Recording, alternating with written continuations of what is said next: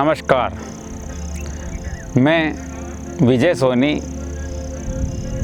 Artist, Narsinghgarh से आप सभी भारतवासियों को और मेरे प्यारे सभी विश्ववासियों को प्रणाम करता हूं और आपके सभी के जीवन के मंगलमय शुभ अवसर जल्दी से जल्दी आएँ और सबका भला हो, सबका मंगल हो, ऐसी परमात्मा से प्रार्थना करता हूँ। कृपया करके आज की मेरी इस बहुत महत्वपूर्ण वीडियो को आप ज़रूर पूरा ध्यान से देखिए। आज की मेरी वीडियो का उद्देश्य बहुत ऊंचा है। मैंने संत महापुरुषों से बहुत कुछ सीखा है, कई साहित्य पढ़े हैं, कुछ शास्त्र भी पढ़े हैं। उसमें से मैंने ऐसी चीज़ें पढ़ी हैं, समझी हैं, अपनाई हैं और कईयों को बताई हैं, जिससे लक्ष्मी की प्राप्ति होती है, धन की प्राप्ति होती है, घर में बरकत आती है। कई लोग जीवन भर मेहनत करते हैं, बहुत पुरुषार्थ भी करते हैं, धन प्राप्ति के लिए दिन रात मेहनत करते हैं और चाहते हैं कि हम कुछ बन जाएं जीवन में, लेकिन भाग्य उनका साथ नहीं देता है, किस्मत उनका साथ नहीं देती है। इसलिए मेहनत करने का मना नहीं है, लेकिन कुछ ऐसे प्रयोग हमारे संत महापुरुषों ने, ऋषियों ने खोज कर रखे हैं, जिनको हम अपनाकर आसानी से धन प्राप्ति की ओर बढ़ सकते हैं, हमारी प्रगति के मार्ग खुल सकते हैं। इसीलिए मैंने सोचा कि क्यों ना मुझको जो याद है वो आपके सामने प्रस्तुत कर दूं, जिससे मेरा हर श्रोता धनवान बने, धन दौलत वाला बने, सुविधाओं वाला बने और उनके घर में कभी कोई दिक्कत नहीं हो। गरुड़ जी ने रामायण के उत्तरकांड में काकभूषुंड जी से पूछा कि हे काकभूषुंड जी महाराज, इस संसार में सबसे बड़ा दुख क्या है और सबसे बड़ा सुख क्या है? इसलिए काकभूषुंड जी ने उत्तर देकर गरुड़ जी को कहा कि हे पक्षीराज गरुड़ जी, नहीं दरिद्र सम दुख जग माही, संत मिलन सम सुख जग नाही। इसका मतलब ये हुआ कि दरिद्रता के समान, गरीबी के समान इस संसार में कोई दुख नहीं, क्योंकि एक गरीब आदमी कैसे अपने बच्चों को पढ़ाता है, कैसे उनको आगे बढ़ाता है, कैसे उनके कपड़े सिलवाता है, कैसे अपने घर में किसी बीमार आदमी का इलाज करवाता है, कैसे बच्चों की फीस भरता है, कैसे अपनी बेटी की शादी करता है, कैसे वो जीवन में कष्ट सहन कर करके आगे बढ़ता है, ये मैं अच्छी तरीके से जानता हूँ। इसलिए कहा गया है कि नहीं दरिद्र सम दुख जग माही, दरिद्रता के समान, रुपयों की कमी के समान इस संसार में कोई दुख नहीं। इसलिए बहुत ज़रूरी है कि हमारे पास धन होना चाहिए, आय के साधन होना चाहिए। तो मैं कुछ बहुत महत्वपूर्ण प्रयोग बता रहा हूँ और मैं कोई भी चीज़ मन से नहीं बता रहा हूँ। संतों से, ज्योतिषियों से, शास्त्रों से जो मैंने अच्छी चीज़ें चुनी हैं वही मैं आपके सामने प्रस्तुत कर रहा हूँ। करीब मैं 25 प्रकार के प्रयोग बताता हूँ। इसमें से आपको जो भी अच्छे लगें, जिसमें आपको सहूलियत हो, आप कृपा करके अपनाइए। और मेरा विश्वास है कि अगर मेरे बताए हुए प्रयोग अगर आपने श्रद्धा भक्ति से और विश्वास से कर लिए तो 1 वर्ष के अंदर आपके घर की स्थिति बहुत अच्छी हो जाएगी, ऐसा मैं विश्वास रखता हूँ। इसलिए मैं बता रहा हूँ। पहला प्रयोग है कि सबसे पहले हमें उठकर अपने हाथों का दर्शन करना चाहिए। कराग्रे वस्ते लक्ष्मी, मतलब मेरे कर के अग्रभाग में लक्ष्मी जी का निवास है। कर मध्य सरस्वती, कर्मुले तो गोविंदा प्रभाते कर दर्शनम। सबसे पहले जो उठकर अपने हाथों का दर्शन करके अपने मुंह पर घुमा लिया, इससे आपको लक्ष्मी की, बुद्धि की और परमात्मा की कृपा की प्राप्ति होती है। आप ये नियम पक्का करिए। दूसरा प्रयोग है कि आप अपने घर में लक्ष्मी जी का फोटो या चित्र रखते हैं या कोई मूर्ति रखते हैं तो घर में बैठी हुई लक्ष्मी जी का ही चित्र रखना चाहिए या मूर्ति रखना चाहिए, और दुकान पर खड़ी हुई लक्ष्मी जी की मूर्ति या फोटो होना चाहिए। दूसरा प्रयोग हो गया। तीसरा प्रयोग है कि हमारे घर में जो ईशान कोण है, ईशान कोण का मतलब ये होता है कि पूर्व और उत्तर, ये सामने समझ लीजिए पूरब और ये उत्तर, इसके बीच में जो कोण होता है इसको हम ईशान कोण कहते हैं। इसमें भगवान का निवास होता है।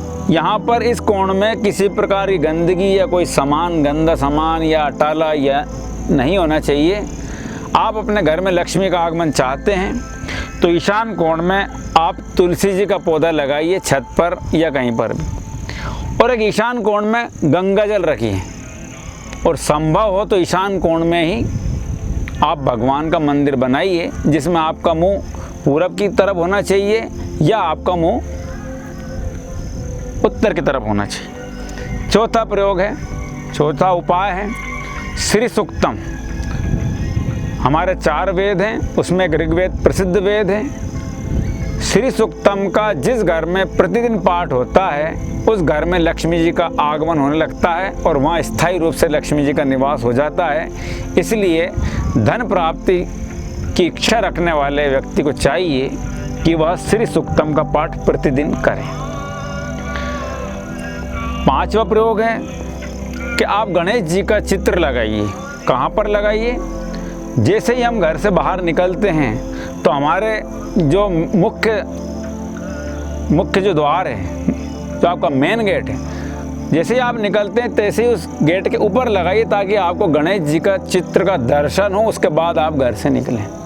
कई लोग गणेश जी का चित्र बाहर की तरफ लगाते हैं, मूर्ति, वो कहीं कहीं पर उचित नहीं बताया गया है, लेकिन अगर आप गणेश जी के दर्शन करके जाते हैं तो समझ लीजिए कि रिद्धि सिद्धि को आप लेकर आते हैं। ये 5वां प्रयोग। 6ठा प्रयोग है कि सुबह उठकर जल्दी घर में झाड़ू लग जाना चाहिए। कई लोग 8 बजे के बाद झाड़ू लगाते हैं। नहीं, सभी को जल्दी उठना चाहिए, और अगर आप जल्दी से घर में सुबह पहले झाड़ू लगा लेते हैं और भगवान की पूजन कर देते हैं तो निश्चित रूप से आपके घर में लक्ष्मी जी का आगमन होने लगेगा। क्योंकि जहाँ पर दरिद्रता है, जहाँ पर फैलारा हो रहा है या जहाँ पर अटाला पड़ा है, बिस्तर पड़े हुए हैं, कचरा रखा हुआ है, वहाँ पर लक्ष्मी जी कैसे आएंगी?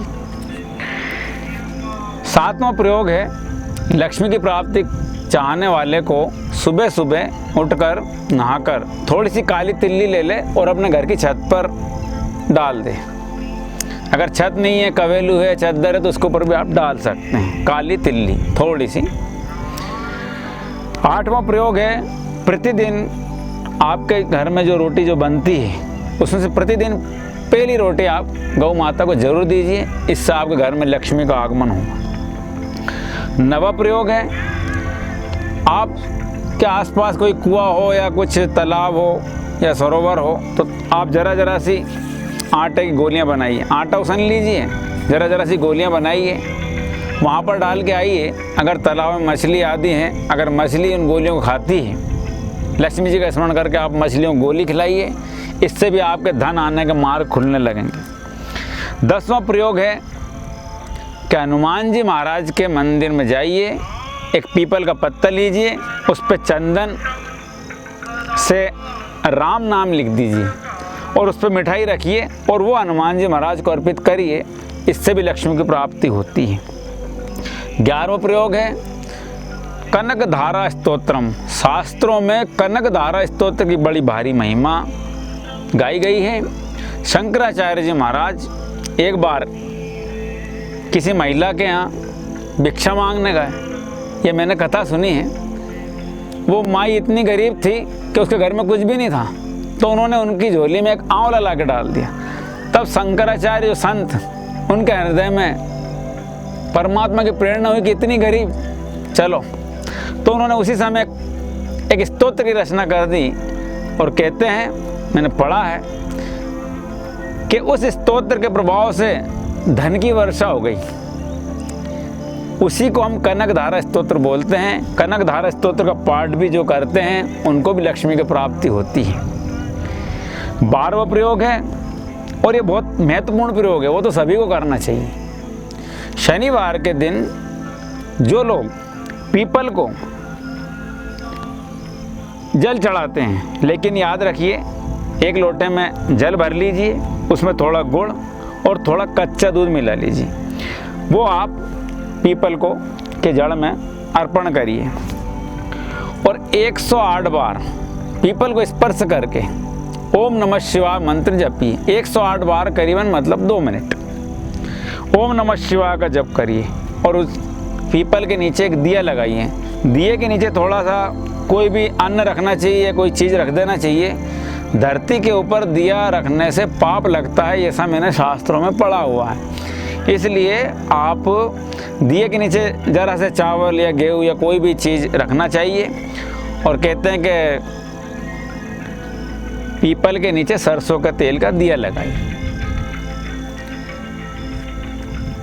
ब्रह्म पुराण के 118वें अध्याय में शनि महाराज कहते हैं स्वयं, जो मेरे दिन मतलब शनिवार के दिन पीपल को स्पर्श करते हैं उसे मैं कभी पीड़ा नहीं पहुंचाता हूं, और जो पीपल की परिक्रमा भी करते हैं साथ में 7 या 11, तो उनको कभी भी ग्रहजन्य पीड़ा नहीं होगी और इससे लक्ष्मी प्राप्ति के मार्ग आपके आसानी से खुलेंगे, धन की प्राप्ति होगी और आपके व्यापार व्यवसाय में वृद्धि होगी। 13वां प्रयोग है, एकादशी का व्रत करना चाहिए। मनुष्य के कई पुराने जन्मों के प्रारब्ध होते हैं, पाप संताप कई प्रकार के कर्म होते हैं, इस कारण से भी गरीबी, परेशानियां, दुख, दरिद्रता, बीमारियां आती हैं। इसलिए सर्वश्रेष्ठ एकादशी का व्रत है। हर 15 दिन में एकादशी जरूर करना चाहिए। उस दिन चावल ना खाएं, अन्न भी न खाएं और फलाहार आदि लें। कहते हैं कि साबूदाना भी नहीं खाना चाहिए क्योंकि वो भी कुछ गलत चीज़ों से बना हुआ है, ऐसा मैंने सुना हुआ है। 14वां प्रयोग है, शाम के समय तुलसी जी के क्यारे पर आप एक दिया लगाइए, आपके घर में लक्ष्मी का आगमन होगा। 15वां प्रयोग है, शाम होने के बाद झाड़ू नहीं लगाना चाहिए, उससे पहले लगाना चाहिए, और अगर झाड़ू लगाते हैं किसी कारण से तो सायंकाल के बाद घर से बाहर कचरा नहीं फेंकना चाहिए। 16वां प्रयोग है, हमारे घर का झाड़ू हमें इस तरीके से रखना चाहिए कि वो किसी की नज़र ना पड़े। बाहर के लोग अगर हमारे झाड़ू को देखते हैं तो वो उचित नहीं है, झाड़ू को छुपा कर रखना चाहिए। 17वां प्रयोग है, इससे तो आप बहुत पुण्य भी मिलेगा और लक्ष्मी भी आएगी, अरे घर में बरकत भी बन जाएगी। भोजन से पहले आप 15वें अध्याय का पाठ करिए। गीता जी के 15वें अध्याय का पाठ जो भोजन से पहले करता है तो अन्न भी शुद्ध हो जाता है, लक्ष्मी प्राप्त होती है और भगवान की भक्ति प्राप्त होती है। मात्र 5 मिनट लगते हैं, आप कर सकते हैं, नियम बना सकते हैं। ये बहुत अच्छा प्रयोग है लक्ष्मी की प्राप्ति के लिए। 18वां प्रयोग है कि गायत्री मंत्र। गायत्री मंत्र तो महामंत्र, इससे तो समस्त मनोकामना पूर्ण हो जाती हैं। इसलिए जो प्रतिदिन गायत्री मंत्र का जप भी करते हैं, 1 माला, 2 माला, 5 माला, जितना आप श्रद्धा से करें, बुद्धि भी प्रखर होगी, लक्ष्मी की प्राप्ति होगी, सरस्वती की प्राप्ति होगी और आपके लक्ष्मी प्राप्ति के मार्ग भी खुलने लगेंगे। 19वां प्रयोग है, अगर आपकी दुकान है, कोई व्यवसाय है और आप बरकत चाहते हैं घर में, तो आप गुड़ और चना के पैकेट बना लीजिए और गरीबों में बांटिए, उससे आप बहुत फ़ायदा होगा, इससे भी लक्ष्मी प्राप्ति के मार्ग खुलते हैं। 20वां प्रयोग है कि अगर आपकी कोई दुकान है या कोई ऑफिस है और आप चाहते हैं धन का आगमन हो, आपके ऑफिस में बरकत हो, आपकी हो सकता है ऑफिस के बारे में ये नहीं हो, लेकिन दुकान के लिए बहुत अच्छा प्रयोग है कि एक चमकीला लाल कपड़ा लीजिए, उसमें एक नारियल रखिए, उसको बांध दीजिए और एक अच्छी जगह पर आप उसको स्थापित कर दीजिए। इससे भी आपको लक्ष्मी की प्राप्ति होगी, आपकी दुकान बढ़िया चलेगी और व्यवसाय अच्छा चलेगा। 21वां प्रयोग है, व्यापार वृद्धि के लिए बहुत अच्छा प्रयोग है, बिल्कुल सरल है। थोड़ा कपूर लीजिए और थोड़ी रोली लीजिए, उसको जला लीजिए, उसकी भस्म बन जाएगी। उस भस्म को आप अपने दुकान के गल्ले में रखिए, इससे आपकी दुकान में धन प्राप्ति के बहुत अच्छे सुगम मार्ग खुलेंगे और लक्ष्मी की वृद्धि होगी। 22वां प्रयोग है कि हर इंसान को, चाहे गरीब हो चाहे अमीर हो, अमीर को अपने हिसाब से बड़े दान करना चाहिए। अगर कोई गरीब भी है तो गाय को रोटी डाल सकता है, चींटी को शक्कर डाल सकता है, आटा डाल सकता है, मछलियों को गोलियां डाल सकते हैं। कुछ गरीब लोगों को, भिखारियों को आप अपनी तरफ से कुछ दान कर सकते हैं, क्योंकि दान करने से मनुष्य के धन की वृद्धि होती है। जो लोग सोचते हैं कि दान करने से तो हमारा धन घट गया, नहीं, ऐसी बात नहीं है। तुलसी पक्षिन के पिए, तुलसीदास जी महाराज ने कहा है कि तुलसी पक्षिन के पिए घटे न सरिता नीर। जैसे नदी का पानी पीने से, अगर पक्षी नदी का पानी पी लेते हैं तो नदी को कोई फर्क नहीं पड़ता। इसी प्रकार दान देने से मनुष्य को कोई भी फर्क नहीं पड़ता, दान घूम फिरकर आपको पुनः मिल जाता है। तुलसी पक्षिन के पिए घटे न सरिता नीर, धर्म किए धन ना घटे जो सहाय रघुवीर। इसलिए दान करना चाहिए, थोड़ा बहुत दान जरूर करना चाहिए। 23वां प्रयोग है कि नवरात्रि में आप कन्याओं को जरूर भोजन कराइए, उनका पूजन कीजिए, उन्हें कुछ भेंट दीजिए। इससे आपको लक्ष्मी प्राप्ति का रास्ता अपने आप नजर आने लगेगा। कन्याओं के चरण पड़ेंगे। कैसी महान भारतीय संस्कृति है हमारी कि कन्याओं का पूजन करना सिखाती है। इसका भी हमें लाभ लेना चाहिए और इंसान को एक प्रयोग जरूर करना चाहिए। ये अमावस्या का प्रयोग है, अगर आप अपने घर में करते हैं तो आपके घर के कई प्रकार के दोष मिट जाते हैं, वास्तु दोष दूर होंगे। आपके घर में कोई बहुत लंबे समय से गरीबी और परेशानियां भी चल रही हैं तो उसमें भी धीरे धीरे शांति आने लगेगी। करना क्या है, हर अमावस्या को घर के सभी सदस्य मिलकर एक छोटा सा हवन करें। थोड़े गाय के कंडे ले लें, उनको प्रज्वलित कर लें और 8 प्रकार की सामग्री मिलाकर रख लीजिए और उसकी एक एक आहुति सभी लोग स्वाहा बोलकर दें।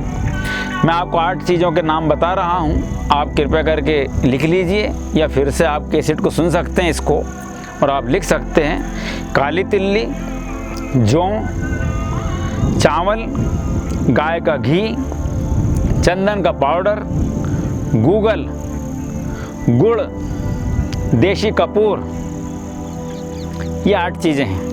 मैं फिर से बोल देता हूँ, काली तिल्ली, जौ, चावल, गाय का घी, चंदन का पाउडर या चंदन की लकड़ी का चूड़ा, गूगल, गुड़ और देशी कपूर, इन सभी सामग्रियों को आप मिलाकर रख लीजिए और घर के सभी लोग भगवान का स्मरण करके दिया आदि लगाकर अपने मंदिर में ओम कुल देवताभ्यो नमः स्वाहा, ये मंत्र याद रखें।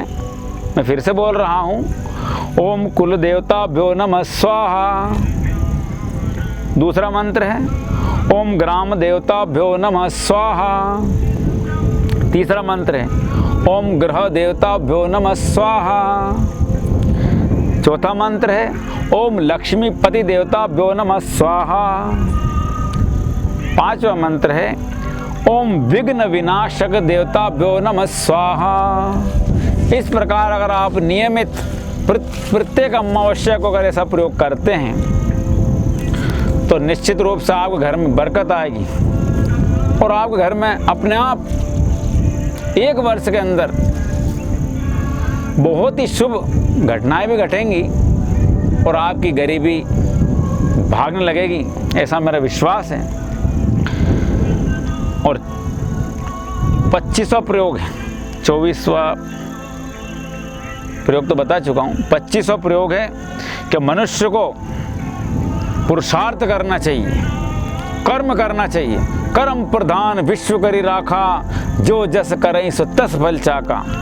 चाणक्य नीति में लिखा हुआ है, उद्योगे नास्ति दारिद्र्यम, जपतो नास्ति पातकम, मौनम च कलहो नास्ति, नास्ति जागृतो भयम। इसका अर्थ होता है कि जो उद्योग करते हैं, पुरुषार्थ करते हैं, मेहनत करते हैं, वो अपनी दरिद्रता को नष्ट कर सकते हैं। मान लो कोई गरीब है, दिन में सोता है, आलस्य कर रहा है, लापरवाही कर रहा है, काम में टालम टोल कर रहा है, तो बहुत गलत बात है। वो अपने पैर पर कुल्हाड़ी मार रहा है। उद्योग नास्ति दारिद्र्यम, मनुष्य को पुरुषार्थ करना चाहिए, कर्म करना चाहिए। गीता में कहा कि कर्मण्येवाधिकारस्ते मां फलेषु कदाचन। ये जो मैंने सब प्रयोग बताए, ये भी एक प्रकार के कर्म हैं। इन प्रयोगों को करने से आपको आपके व्यापार में, आपकी पढ़ाई लिखाई के क्षेत्र में, नौकरी धंधे के क्षेत्र में और उन्नति के क्षेत्र में परमात्मा का बल मिलेगा, लेकिन कर्म तो आपको करना पड़ेगा।